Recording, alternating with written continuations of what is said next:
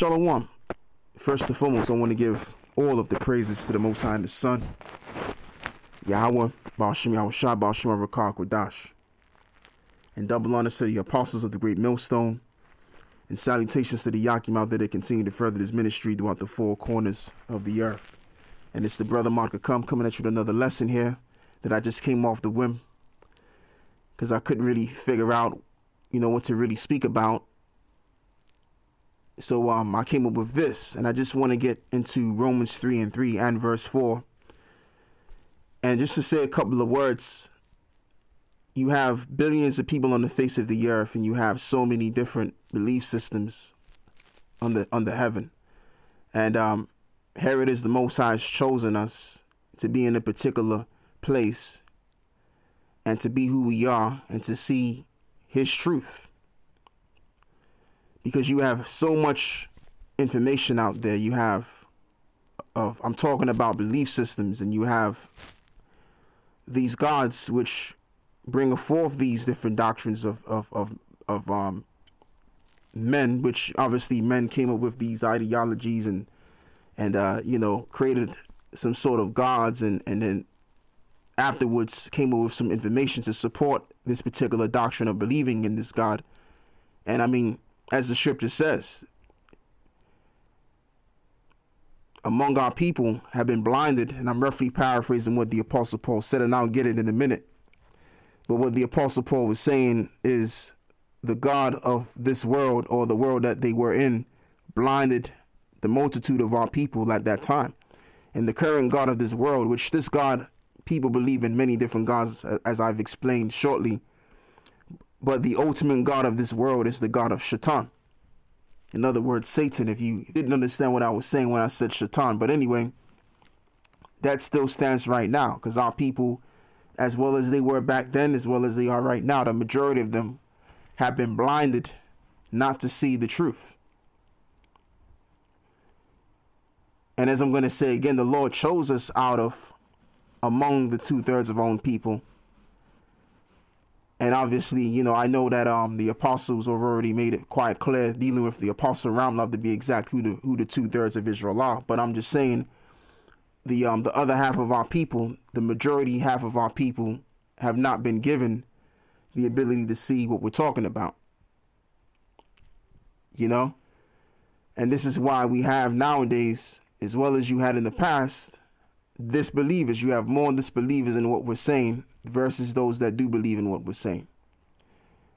And these men that believe in Yahawah Bahasham Yahawashi should count themselves worthy, even though we live in a world where, we're totally constantly being reminded that, we're just negroes and, we ain't shit, basically, the society that we live in. We are valuable men because we have the truth, and we're valuable men anyway because we're Israelite men. But what makes us more valuable is the fact that we're Israelite men that have been chosen out of many to see exactly what the truth of the Most High is and what his agenda is and what his plan is. A lot of people don't know the true agenda and the plans of the Most High, and they don't know the prophecies. We know these things. These things have been revealed. The secrets have been revealed of the scriptures unto the service, the prophets. So we have to be those men. But anyway, without talking, let's read Romans 3:3. It says, "For what if some did not believe? Shall them believe make the Most High without effect? God forbid. Yea, let the Most High be true, but every man a liar, as it is written, that thou mightest be justified in thy sayings and mightest overcome when thou art judged." Exactly. So, as I was saying, you have many people that believe in what they want to believe in, or what they were born to believe in. There's no truth in these different gods or these different religions and what have you. So it doesn't really make a difference what they feel or what they think about what we're saying. This is why it says in the book of 2 Ezra 15, and I believe it's verse 5 or something like that, around those areas, where it says, "Let not the incredulity of them trouble you." Because at the end of the day, they just believe in false information. They believe in a God that does not exist. I mean, I can name gods all day. I can talk about Jesus the Christ, that white image, with him wearing blonde hair and having blue eyes, looking like a hippie, coming right out of the late 1960s. And he's going to save the world for the better. And then you have the highly regarded God of the Middle East, which is Muhammad. Okay, the Prophet Muhammad, like the Muslims reverence him as a god. All right. And you have Buddha. You have Hinduism. You have so many different belief systems that cover this earth that people are under today. And eventually one of these belief systems are going to be right. And as we've been saying for a long period of time, beginning with our apostles, that we have the 100% truth. Well, time is only but going to tell that we have the truth, man. And you have men that are not a part of the Israelite thing. And I'm talking about an individual such as Sarnetta. You know, even though we don't like Sarnetta, but Sarnetta is basically coming out, or has came out and declared that we have the truth. GMS are more on point with the Bible than any other Israelite group, because he don't really know it's like that. Like, he only met our apostles one time or another, you know. I believe he met the elder apostles one time, and that was it. But he's kept in contact with one of the members of the ISUPK, Captain Tazariak, to be exact. And yet he doesn't consider the ISUPK church as those guys that's on point with the scriptures. So you already know he's keeping it all the way real. You know, he could have said, well, ISUPK, they're the guys that the Most High is dealing with, but he ain't saying that. He's saying that basically we're on point with the scriptures versus him saying that they're on point because he knows them, you know. So as time progresses, it's being shown that we have the truth. Greatmillstone has the truth. All right. And I mean, you know, obviously the men in GMS, we've always known that we've always had the truth. But many have not believed in that fact, because it is a fact. We have the truth, man. It is a fact. But as time has it, man, time always has a way of telling the truth when it's all said and done, doesn't it? You know, and as it says in the book of Ezekiel, the 2nd chapter, when these things shall come to pass, the prophecies come to pass, then it shall be known that a prophet had been among them. And that's what people are going to realize when it's all said and done. People are going to realize that the Israelite camp, the least among all of the Israelite camps, which is GMS, had it already correct. So this is why, as I'm going to read again, it says, for what if some did not believe, shall their unbelief make the faith of God without effect? It's not going to have an effect on the prophecies of the Heavenly Father, which prophets came out and expounded upon the vision that they had, and it was written, and now it's forth to come to pass. Because we don't lean into our own understanding. We lean on what has been revealed to us by other men. We've been taught, again, like, for example, I've been in the truth for going on 11 years now, since 2010. And ever since then, I've been sticking to the same doctrine that was taught to me. And that's what's been revealed to me through the spirit and power of Yahawah Bahasham Yahawashi. And that's why I don't really feel like I need to go find any other information to substantiate what I already know, because I know that this is the truth. Okay, this is the only truth of the Most High. There's no other way of life. Like, you have many people that have came among us that have left the truth because they wanted to find a different way of life. But when you truly understand and your eyes are really open to seeing, like many of ourselves that are seeing, you then come to the realization that there's no other truth, there's no other information that trumps what we have. That's all I'm going to say from that point on. But anyway, let's read verse 4. Once again, it says, but God forbid, let the Most High be true, but every man a liar, as it is written, that thou mightest be justified in thy sayings, and mightest overcome when thou art judged. That's exactly the right. Because eventually, somebody's going to be found lying, and somebody's going to be found telling the truth after all, when it's all said and done. Let's go and get the book of Romans, the 11th chapter. So it says, verse 7, it says, what then Israel hath not attained that which he seeketh for? But the election have attained it, and the rest were blinded. And according to as it is written, the Most High have given them the spirit of slumber, eyes that they should not see, and ears that they should not hear, unto this day. So you have men, as I'm going to say again, that have been quickened to see the truth. Because that's what the majority of our people are seeking for. They're seeking for the truth of the Most High. And they don't find it. Why? Because the Most High is responsible for not allowing them to find the truth. So as I'm going to say again, we have to be looking at ourselves as very valuable, special men, because the Most High chose us to find the truth, rather than finding information that really has nothing to do with the betterment of you as an individual or your people. Okay, but this truth is going to be the betterment of yourself and for your people. Now, you may not see your people in a better estate as you expect them to be, but eventually it says in this same particular chapter that all of Israel will be saved. So how are they going to be saved? They're going to be saved because the elect were awakened, and the elect was sealed with this truth forever unto the very end of the world. And then eventually, when the kingdom of heaven is established, our people, the 2/3 of them, are going to come back, and they're going to be established blessed, because it only took a very few men to be quickened with this knowledge and this understanding. You see that? So this truth leads our people to life. All of these different doctrines out there has led our people nowhere outside of this. And the reason why our people are under these belief systems, as I've just read, and I'll read it again, according to as it is written, the Most High have given them the slumber of eyes that they should not see, and ears that they should not hear, unto this day. And I'll even go as far as even speaking about men that know they're Israelites. They don't even really know the other half of what we know. They just know that they're Israelites, and that's it. They don't know the depth of what it really means to be an Israelite. So let's move forward, and we're going to get another precept in the book of 2 Corinthians 4, verse 4. It says, in whom the Most High of this world hath blinded the minds of them which believe not, lest the light of the glorious gospel of the Mashiach, who is the image of the Most High, should shine unto them.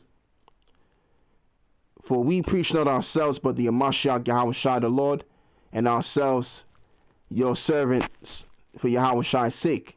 Exactly. So because we've been given this doctrine, we're not using this doctrine for ourselves. We're not preaching of ourselves here. We're preaching to magnify the Lord himself. Okay, because it was the Lord that quickened us, pursuant to the book of John 15 and 16, and chosen us to bring forth fruit that are meet for repentance, and that the fruit shall remain, and the fruit that would remain in this particular thing, this gospel that we preach, would obviously be the elect. So it's all about the elect getting this information and remaining in it to the very end. And the Lord is the one that determines whether you are chosen, whether you are called or whether you are chosen, as it says in the book of Matthew 24, I believe it is, where it says many are called. No, it's 20 verse 4, I believe. Many are called, but few are chosen.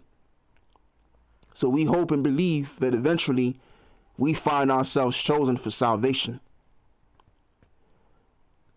Because you've had many among us that have came in and got a taste of this gospel of the kingdom, and they endure for a while, and never to be seen again. And even if they wanted to return, they couldn't return because the Lord just didn't want them. All right.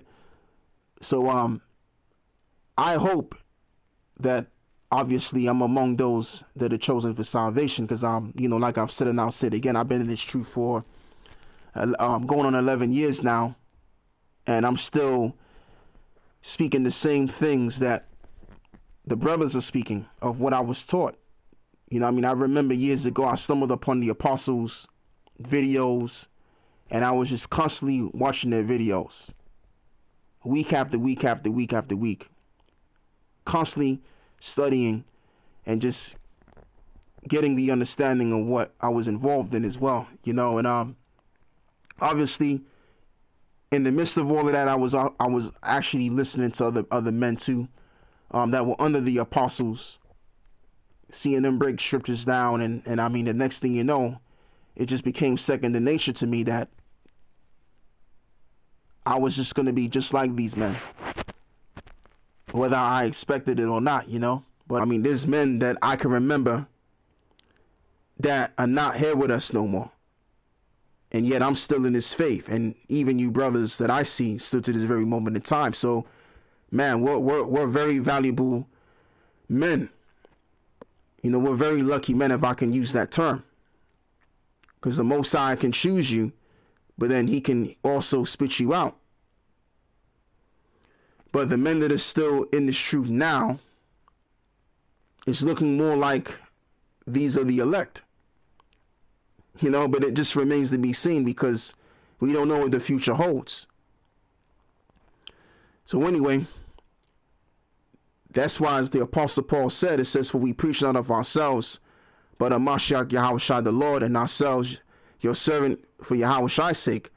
For the Most High, who commanded the light to shine out of darkness, have shined in our hearts, to give the light of the knowledge of the glory of the Most High in the face of Yahawashi Mashiach.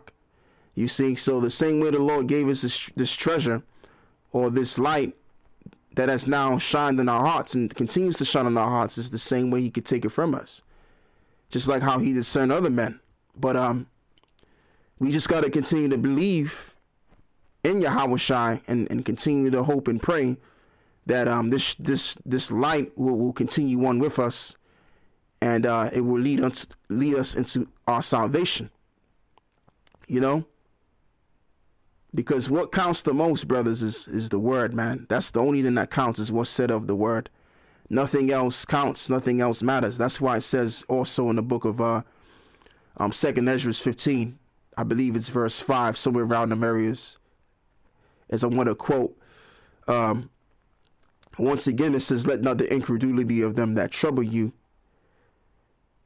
because their unbelief really makes no difference as to what's going to happen, you know, of the Most High's plans is concerned. It's just, it doesn't matter, really. It really makes no difference. What's going to make the difference is what we say. What we say is out of this gospel, and that's what's going to happen. So that's just the thing on that, man. So let me move forward, and I want to get one more precept.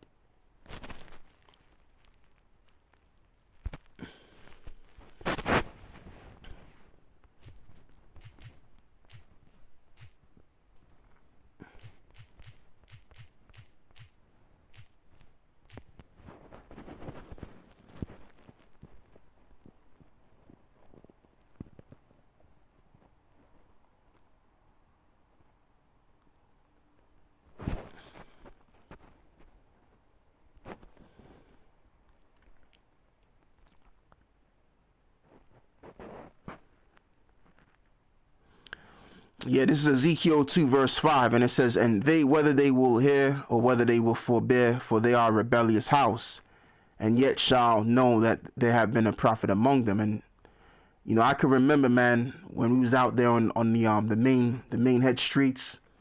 I mean, I've met a lot of faces, and I've met more of our people that have rebelled against what we were bringing onto them than those that actually saw what we were saying. So there's a lot of people that's going to be found thinking to themselves one day that on how they came across certain men with the robes, and they were told this and they were told that, and it's going to be brought back to them in their mind when the shit hits the fan, because we've basically made it very clear to the ones of our people, and that's what's going to happen eventually. They're going to become believers overnight when they see the shit hitting the fan. But among those that believe, which is the very few of us,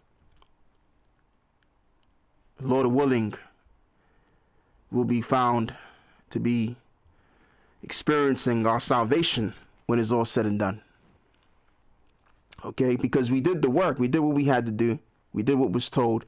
So after these words come to pass that we've spoken, because we've said many of things, man, in line line with what other prophets have been saying out of this book, because that's what we read. We read the Bible, which the Bible is the word of the Most High, and is also a prophetic book. So we've been reading these prophecies. We've been reading about the prophecies of Isaiah, Ezekiel, Jeremiah, and we've been interpreting these precepts. And that's all we've been doing. So when we see these things come to pass, hopefully we will not be taken by these prophecies and destroyed, but be saved, because we did what we had to do, you know. And that's another video for another time, and I'll do that video actually. But the ones of our people, man, it doesn't matter whether they believe or not, and even including our real enemy, which is the so-called white people. It doesn't matter whether they believe in us or not. All that matters is what we're saying, because what we're saying is literally going to be made alive. What more can I really say? So that's all I have to say on this video here. I want to give all of the praises to the Most High and the Son, Yahawah Bahasham Yahawashi Towards, and with that I say Shalom.